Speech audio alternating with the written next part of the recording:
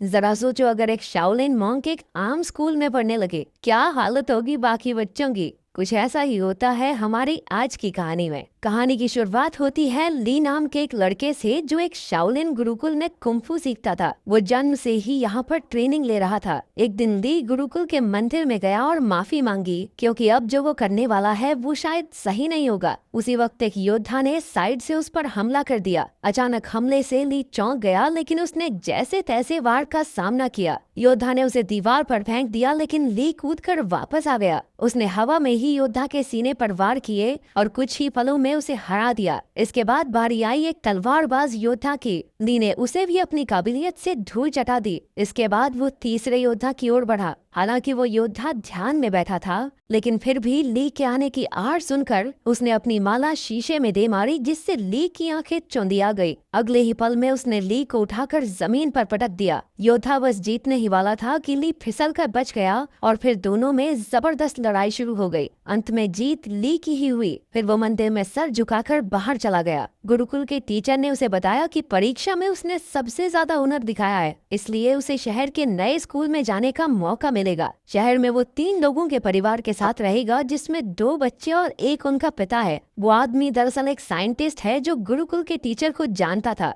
इसके बाद ली नए शहर की ओर रवाना हो गया। नए स्कूल में एक 15 साल का लड़का फैंग था, जो टाइकोंडो का खिलाड़ी था। उसकी छोटी बहन शैन शैन अपने भाई से बेहद प्यार करती थी। स्कूल के टाइकोंडो क्लब को लैन संभालती थी। वो फैंग के मुकाबले देखकर उसे उसकी कमियां बताती थी, ताकि वो और बेहतर हो सके। लैन का भाई तो एक नंबर का पेटू था। उसे हर वक्त खाने के सिवा कुछ नहीं सूझता था। वो चारों अच्छे दोस्त थे और आसपास ही रहते थे। दरअसल ली लैन के घर ही रहने आने वाला था। उनके पिता डॉक्टर हैन कड़ी मेहनत से काम में जुटे थे। उसकी पत्नी कई साल पहले गुजर गई थी, तो अब वो काम में मस्त रहता था। वो एक खास डिवाइस तैयार कर रहा था, जिस पर शहर के गुंडों की नजर थी। डॉक्टर हैन ने बच्चों को कॉल किया, पर लैन खुश नहीं थी, क्योंकि उसके पिता कभी घर ही नहीं आते थे। डॉक्टर हैन ने जल्द ही आने का वादा किया और उन्हें एक तोहफा खोलने को कहा, जो उसने घर पर भिजवाया था। असल में उस डब्बे में वही डिवाइस था जो वो गुंडे चुराना चाहते थे। तभी ली ने दरवाजा खटखटाया और लैन उसे अंदर ले आई। वो उसे उसका कमरा दिखाने ले गई और उधर उसके पिता को गुंडों ने बंदी बना लिया। उस गैंग के लीडर लैरी ने डॉक्टर हैन को धमकाकर उससे वो डिवाइस मांगा। डॉक्टर हैन ने कहा कि ऐसा तो कोई डिवाइस है ही नहीं। उसने बताया कि वो तो एआई टेक्नोलॉजी पर काम कर रहा है, जिससे कि उसके बच्चे अपनी माँ की आवाज वाले रोबोट से बात कर सकें। लेकिन लैरी को उस पर विश्वास नहीं हुआ। उसने सीसीटीवी फुटेज से पता लगाया कि वो डिवाइस तो डॉक्टर हैन के घर जा चुका है। फिर लैरी के 2 चेलों ने आगे बढ़कर डिवाइस चुरा कर लाने का जिम्मा ले लिया। स्लॉपी और फिस्ट काफी खुश थे, क्योंकि गुंडे बनने के बाद ये उनका पहला मिशन था। उन दोनों ने अजीबोगरीब कपड़ों से भेस बदला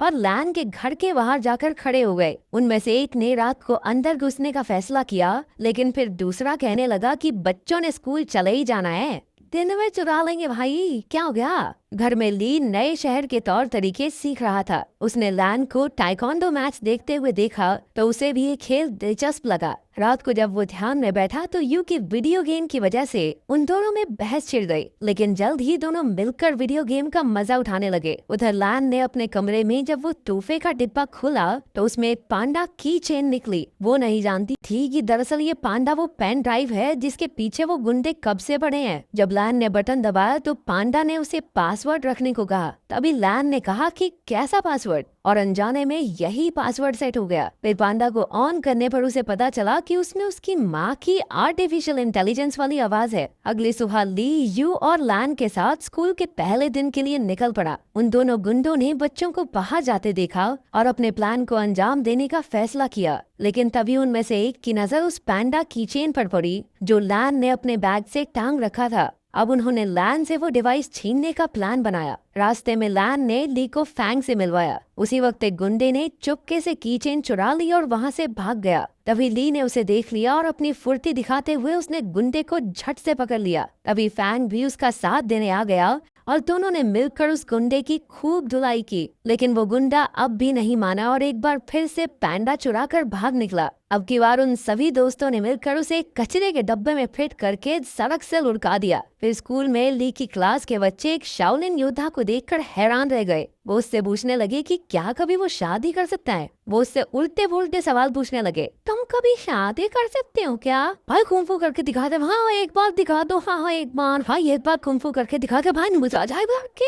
आखिरकार टीचर ने उन्हें शांत करके कहा कि ये सब खेलने के पीरियड में करना। खेलने के पीरियड में उनके कोच ने बताया कि अगले महीने उनकी चुस्ती फुर्ती की जांच होगी और जो कोई इसमें पास नहीं होगा वो अगली क्लास में नहीं जा सकता। ये सुनते ही यू की हालत पतली हो गई क्योंकि वो बहुत मोटा था। भगवान जानता है भाई साहब कितनी मुश्किल से चलते रहे। फिर कोच ने सबसे 100 मीटर की दौड़ लगवाई। ली ने तो समय से पहले ही 2 चक्कर पूरे कर लिए, जबकि बाकी बच्चे अभी पहले चक्कर में ही थे। इसके बाद उन्हें पुशअप्स करने के लिए कहा गया, जिसमें अपना ली पहले से ही माहिर था। उसने 100 से भी ज्यादा पुशअप्स किए और बाकी बच्चों से तो 2 भी नहीं हुए। बाद में तो उसने एक हाथ से पुशअप्स करने शुरू कर दिए। उसकी काबिलियत देखकर सभी बच्चे कूदने लगे। फिर बारी आई ऊंची छलांग लगाने की। ये तो ली के बाएं हाथ का खेल था। बेचारा यू तो मुंह के बल नीचे गिर पड़ा। वहाँ डॉक्टर हान की लैब में लैरी ने उन्हें कुर्सी से बांध रखा था और उसे गोल्फ बॉल से पीट पीट कर परेशान कर रहा था। रात को वो दोनों गुंडे मौका देखकर लैन के घर में घुस आए। तभी ली की नजर उन पर पड़ गई और वो एक खिलौने के पीछे छिपकर उन्हें डराने लगा,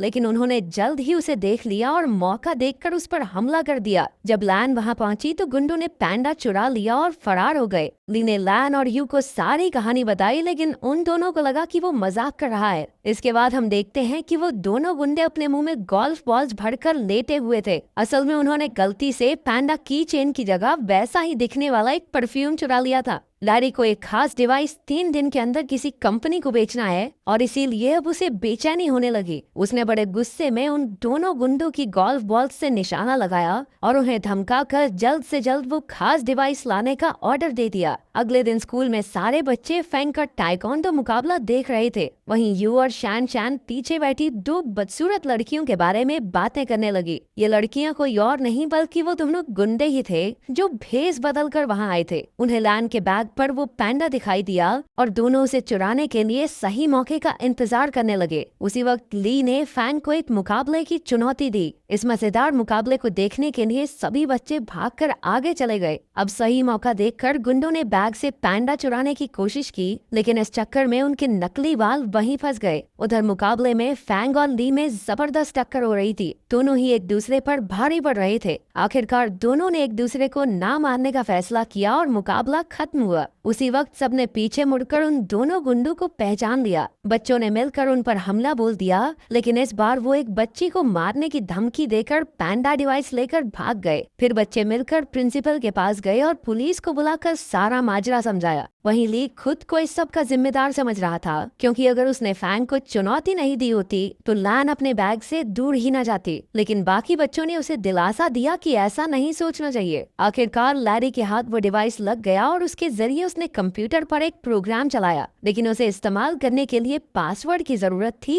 ये वो नहीं जानता था। उसने कुछ प्रोग्रामर्स को बुलाकर लॉक खोलने के लिए कहा, लेकिन पूरा दिन बीतने पर भी कुछ हाथ नहीं लगा। अब लैरी के गुस्से की सभी हदें पार हो गई थी। अभी उसने डॉक्टर हैन के फोन पर उसकी बेटी का मैसेज देखा। लैन चाहती थी कि उसके पिता उसके जन्मदिन के लिए कल घर आ जाएं। लैरी ने डॉक्टर हैन की तरफ से कल पार्टी में पहुंचने का वादा कर दिया। अगले दिन लैन और उसके दोस्त जन्मदिन की पार्टी की तैयारी कर रहे थे। बाकी सब लैन को घर में अकेला छोड़कर उसके लिए तोहफे लेने गए। तभी लैन को उसके पिता का मैसेज मिला कि वो घर के बाहर आ गया है, लेकिन जैसे ही वो बाहर निकली उसे किसी ने अगवा कर लिया और गाड़ी में डालकर ले गया। उसी वक्त ली और उसके दोस्तों ने लैन को वैन में देखा और अपनी साइकिल्स लेकर उसका पीछा करने लगे। अंत में सब डॉक्टर हान की लैब में पहुंचे और लैन को ढूंढने लगे। वहीं लैरी और उसके बिजनेस पार्टनर में बहस छिड़ी हुई थी, क्योंकि लैरी उस खास डिवाइस को कल बेचने वाला था, लेकिन अब तक उसे उसका पासवर्ड तो पता नहीं। अब लैरी गुस्से में लैन के गले पर चाकू रखकर उससे पासवर्ड पूछने लगा। लैन ने जवाब दिया, कैसा पासवर्ड?